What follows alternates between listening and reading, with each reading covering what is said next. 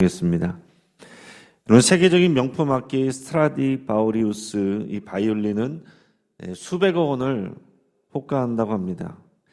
근데 그 악기의 비밀은 악기의 재료가 되는 그 나무가 역설적으로 오랜 시간 동안 추위와 또 기다림 속에 있었다라는 사실이에요. 그래서 그 나무들이 혹독한 추위 속에서 아주 천천히 그리고 아주 밀도 있게 자랐습니다. 만약 따뜻한 기후에서 빨리 자란 나무였다면 결코 그런 깊은 울림을 만들어내지 못했을 거다 하는 사실입니다. 우리 인생도 마찬가지예요. 하나님께서 때로 우리의 삶에 추위를 허락하시고 우리의 간절한 기도에 침묵하시며 응답하시지 않거나 지체하실 때가 있습니다. 그럼 우리는 생각을 합니다. 왜 하나님께서 빨리 기도에 응답하시지 않는가? 그러나 하나님의 우리에게 허락하시는 이 기다림의 시간은요, 다 의미가 있습니다. 우리 인생이라는 악기를 가장 아름다운 소리를 내는 명품으로 빚어가고 계신다 하는 사실이에요. 여러분, 그것은 분명합니다. 하나님께서 귀하게 사용하신 하나님의 사람들 치고 아무런 문제 없이 어려움 없이 원하는 대로 바라는 대로 그렇게 살아간 사람은 아무도 없습니다. 하나님께서 특별하게 사용한 사람일수록 하나님께서 더 큰 하나님의 영광을 나타내는 사람일수록 남들보다 더 어려운 삶, 남들보다 하기 어려운 고난과 고통, 또 지체되는 그런 시간들이 다 있었다라는 사실이죠. 그러니까 여러분, 우리가 원하는 것은 빨리빨리입니다. 특히 우리 한국 사람들, 우리들의 믿음 생활은 빨리빨리, 그래서 기도 응답도 빨리빨리. 그러나 하나님께서 말씀하신 믿음이란 건 뭐예요? 믿음에는 인내가 반드시 포함되어 있습니다. 보이지 않는 것을 약속으로 붙들고 기다리는 인내가 필요하다는 것은 뒤집어서 말하면 그만큼 하나님이 지체하신다 라는 것이 포함되어 있다는 것입니다. 오늘 이 주님의 우리가 알려주시는 이 복음의 귀한 비밀을 또 귀한 원리를 우리 마음에 새기고 삶에 적용할 수 있기를 축복합니다. 오늘 우리가 읽은 말씀은 예수님께서 죽은 나사로를 살리시는 그런 내용입니다. 예수님께서 사랑하시고 예수님을 사랑했던 이 나사로와 마르다 마리아 이 삼남매의 집에 예수님이 자주 들르시기도 하셨습니다. 그런데 우리가 아는 것처럼 나사로가 병이 들었다는 소식을 예수님이 들었습니다. 그때 예수님은 그 동네에 있지 않고 다른 곳에 있었습니다. 근데 뜻밖에도 예수님께서 사랑하시는 나사로, 친구 나사로가 죽기 전에 죽을 때까지 그렇게 병들었다는 그런 소식을 들었음에도 불구하고 뜻밖의 말씀을 하시는 내용이 나오죠. 우리 4절 말씀을 우리 같이 읽습니다. 예수께서 들으시고 이르시되 이 병은 죽을 병이 아니라 하나님의 영광을 위함이요 하나님의 아들이 이로 말미암아 영광을 받게 하려 함이라 하시더라. 아멘. 여러분, 모든 병이 다 그렇다라고 할 수는 없겠지만은, 그러나 오늘 이 나사로가 죽음에 이르는 병에 걸렸다, 죽을 병에 걸렸다 하는 부분에 대해서 예수님께서는 이것은 하나님의 영광을 위함이다 이렇게 말씀하셨어요. 여러분, 이런 부분이 중요하다는 거예요. 육신적인 시선이 아니라 주님의 시선이 우리에게 필요한 것입니다. 이해할 수 없는 일이 어려움이 생겼을 때에 이것을 해석하는 주님의 눈이 필요하다는 거예요. 이것이 없으면은 이해가 되지 않는 거죠. 예수님은 그리스도고 우리는 그리스도를 사랑하고 그리스도 예수님도 우리를 사랑하는데, 그리고 예수님은 병든 자들을 다 고쳐주시는데 왜 이런 일이 생겼을까? 그리고 중요한 것은 이 삼남매가 기다렸던 것은 뭡니까? 예수님은 병든 자를 많이 고치시니까 빨리 오시면은 우리를 낫게 하실 수 있는데, 예수님이 빨리 오시면 되는데, 이 생각까지는 하고 있었다는 거죠. 그런데 예수님께서 이것은 죽을 병이 아니라 하나님의 영광을 위한 것이다 그렇게 말씀하시고서는 출발을 하시지 않는 것입니다. 그리고 며칠을 더 머무셨어요.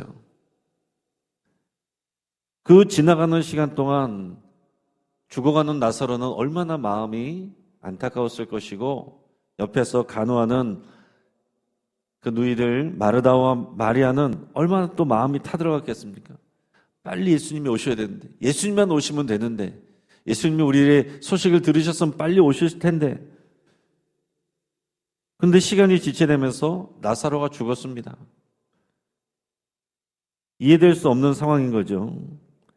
근데 주님께서 제자들에게 미리 말씀하신 것은 이것은 죽을 병이 아니라 하나님의 영광을 드러내기 위한 것이다. 이렇게 분명하게 말씀하셨다라는 거죠. 그러면서 예수님께서는 이렇게 말씀하셨습니다. 그거 죽은 것이 아니라 잠든 것이다. 자는 것이다. 근데 예수님은 우리의 육신의 죽음 자체를요, 잠든 것이라고, 자는 것이라고 표현을 합니다. 성경은 그런 식으로 이제 표현을 많이 해요.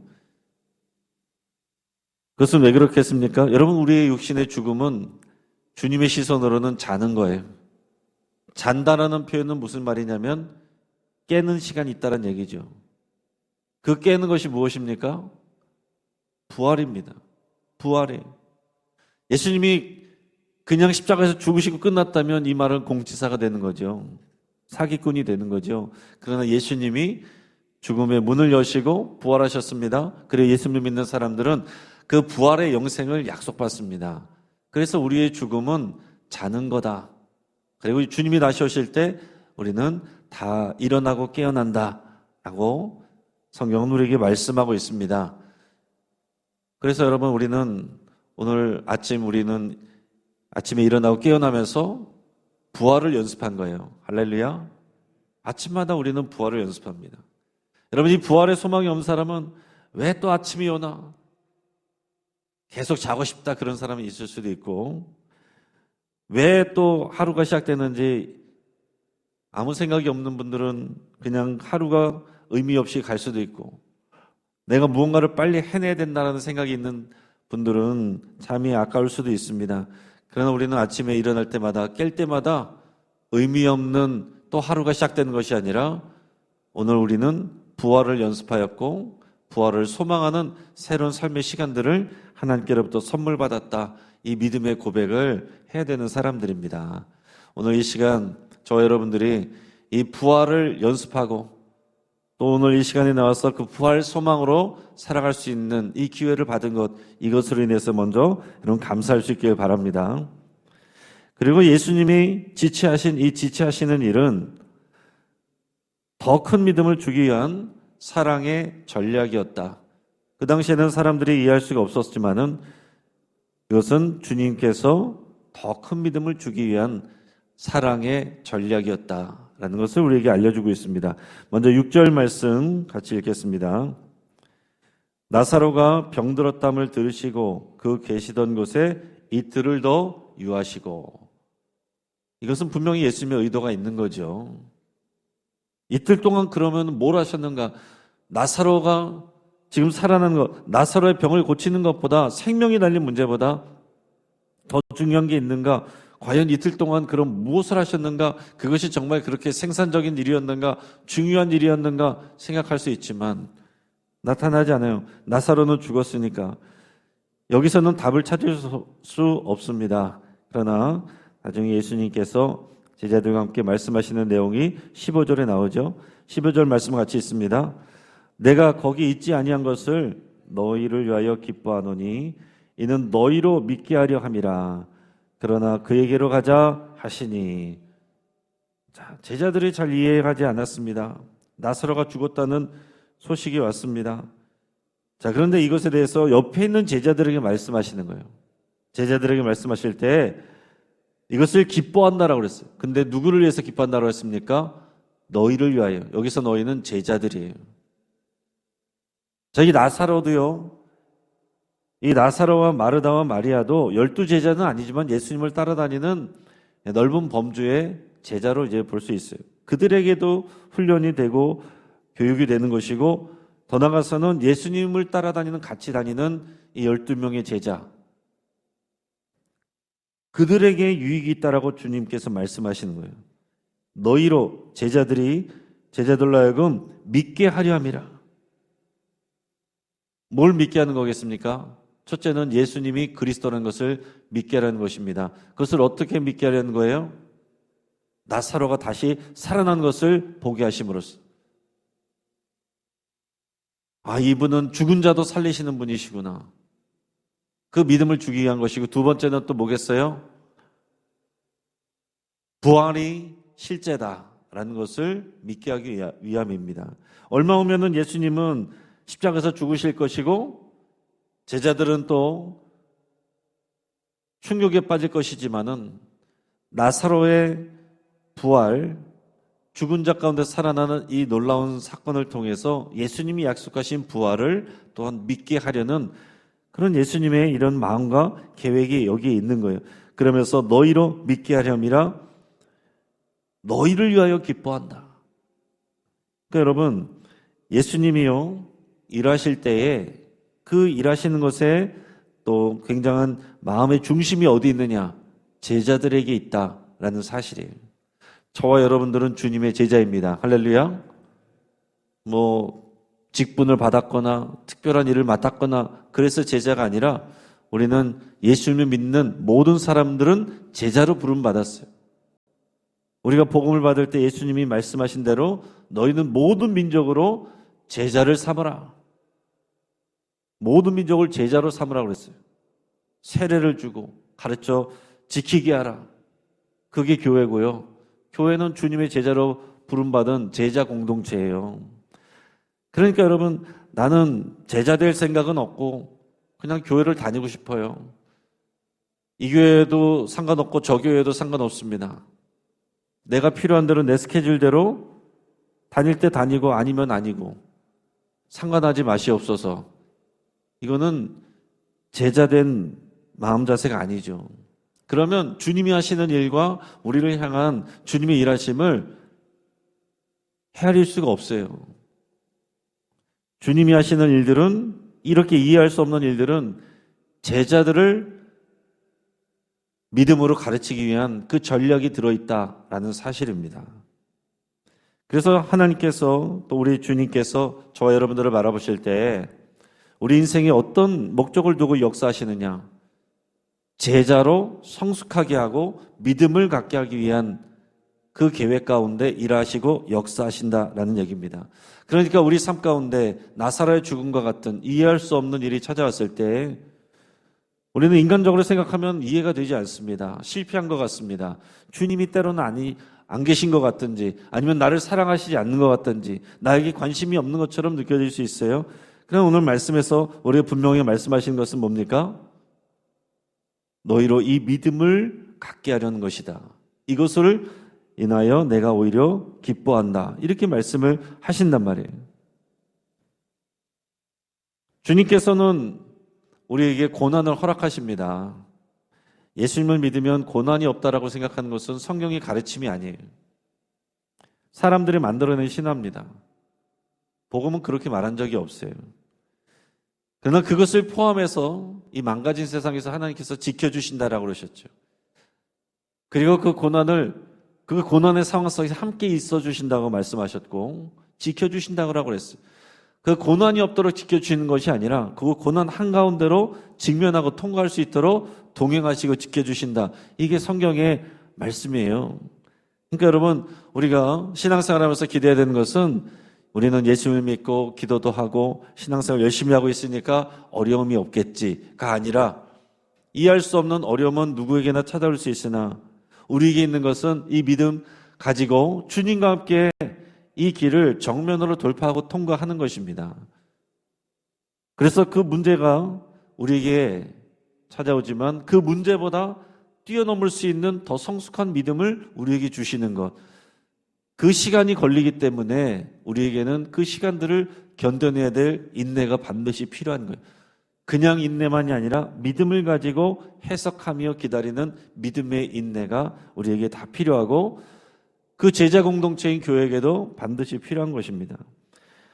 부모님은 우리 자녀가 빨리 걸음마를 배우기를 원하고 또 생활하기 더 커지기를 원하겠지만은 기다려야 돼요. 바로 걷는 아이가 어디 있습니까? 아이가 넘어졌을 때 때로는 부모님은 안아주기도 하지만 아주 어릴 때는 일으켜주지만은 그러나 조금 잘하면 스스로 일어날 때까지 기다립니다. 괜찮아, 괜찮아. 너 일어날 수 있어. 그건 나쁜 부모가 아니죠. 그게 건강한 부모이고 좋은 부모입니다. 아버지 하나님께서는 우리를 그렇게 다루십니다. 우리에게 신앙의 근육을 키워주시기를 원하시고 하나님이 우리를 일으켜줄 수 있지만 스스로 일어날 수 있도록 기다려주신다는 거예요. 응답이 늦어지고 있다라고 한다면 지금 하나님께서는 우리에게 당장의 작은 위로 대신 하나님께서 우리를 통해서 믿음이 자라게 하시고 또 그 일들을 통해서 더 큰 일들을, 더 큰 기적을 준비하고 계신다라는 것을 여러분 기대할 수 있기를 축복합니다. 그래서 내가 기도한 것이 빠르게 응답이 될 때도 있어요. 그럴 때는 감사하시면 되고, 내가 기도한 대로 안 되고 더 늦어진다면 하나님의 더 큰 계획을 기대하고 소망하면 됩니다. 그러니까 잘 되면 감사, 잘 안 되면 기도하면서 더 큰 것을 소망하면서 믿음으로 감사. 여러분 삶 가운데 이 믿음의 소망과 감사가 또 끊어지지 않기를 바랍니다. 이어서 우리 16절 말씀을 같이 읽겠습니다. 디두모라고도 하는 도마가 다른 제자들에게 말하되 우리도 주와 함께 죽으러 가자 하니라. 자, 예수님이 이제 유대로 나사로가 있는 그곳으로 가자라고 하실 때 도마가 말했습니다. 우리도 주와 함께 죽으러 가자. 그래서 이 부분에 대해서는 이제 갈리는 해석들이 있습니다. 위대한 신앙의 고백이다.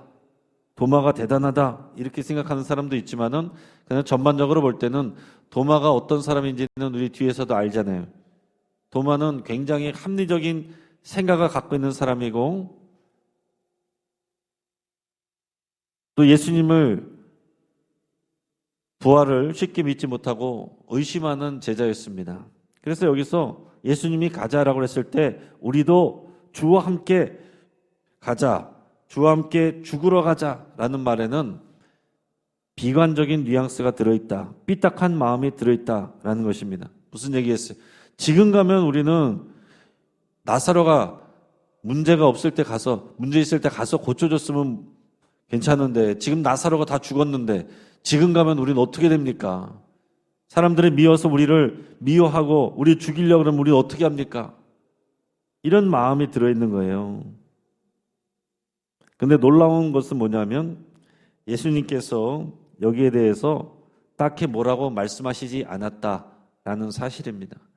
그리고 그 도마를 내치지 않고 함께 데리고 가셨다라는 거예요. 여러분, 우리 신앙도 이럴 때가 있습니다. 우리가 확신이 있어서 봉사하는 게 아니라 체면 때문에 할 때도 있고요. 기쁨보다는 의무감으로 예배의 자리를 지킬 때도 있어요. 그래도 여러분 괜찮습니다. 우리 주님께서는 그런 연약한 우리를 데리고 가시기를 원하십니다. 중요한 것은 도마가 어쨌든 주님 곁에 붙어 있었다는 사실이에요. 비관적일지라도 주님 곁에 붙어 있으면 결국 나사로가 살아난 그 현장을 목격하게 되는 것이고 믿음을 갖게 되는 것입니다. 지금 저와 여러분들은 주님의 제자로 훈련받고 있다는 사실을 잊지 마시기를 축복합니다. 어떤 사람도 완성된 사람은 없어요. 저와 여러분들이 그렇습니다. 그러나 우리의 연약함에도 불구하고 또 우리가 우리 교회 공동체를 통해 주님 안에 붙어 있으면 주님께서 우리를 훈련시키시고 다듬어 가십니다.